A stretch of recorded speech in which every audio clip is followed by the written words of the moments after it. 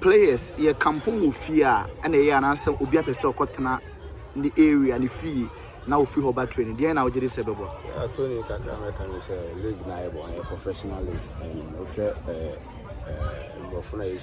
I don't think so. Or moving out by the fact free over training. So I think we are young no free over training and I give a very short now passing out your map and not day or meeting my publishing. I think so because sometimes football never be over here no be silly boot tire or be a funny boot. So I think going for it, boys, and I think maybe so because of Kotoko sense, some more house players. While them blinks and some buy, internal maybe so say, club Nankasana Apom Hoka. I had done it to abuse be a son, Unjin Sabebo. Yeah, I say, you can tell me professional, we could be anyway. So I think a decent will be a young privacy, because football will be any day, do or I be a bomb pie, we also or any number 1 or 2 being audible. So I think say maybe I'm over a big back and what am I will be in freedom and yet so I think say going forward, I'm going to say a bit ball because time during my time in my boy, I think say the time in Kotoko media money now no be at the being of free but so I think say to me I'm going to say a bit ball than so make people let's know where before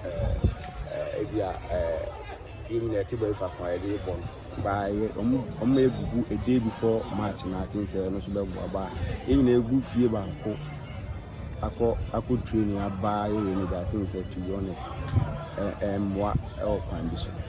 Yes, some what now boom so I complaints we say me boot ayira me hose ayira no cribum sir. Yeah, so the American be Usakra we see them as I want to crowd through go you say you grab a far away will be an so I think say na come home because in yet by if I cannot be castle bear there obey. So I think say fee or castle bear obey.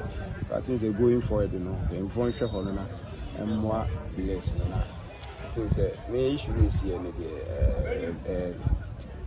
area because team and player or team casa is area but in this going for it information I don't say about ACB now going for it we are so yeah, there's so many clubs so free has teams are can be brilliant yet it is so much you be Premier League this year for sure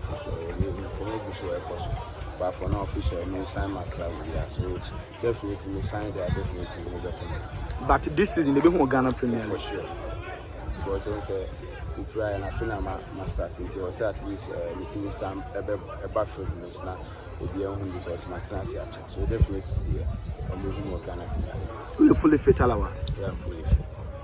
What pass medical test be there? Doctors are not green light. Yeah, because Diana, communicating more. So, maybe I do say meet my no trainer. So I think say my book of match say those a few bomb, but it means I think my boy who say more than the time of so I think say they are joining team they are going for a pre-season uniform. I think say fitness in the bamboo. Alawa, that's perfect.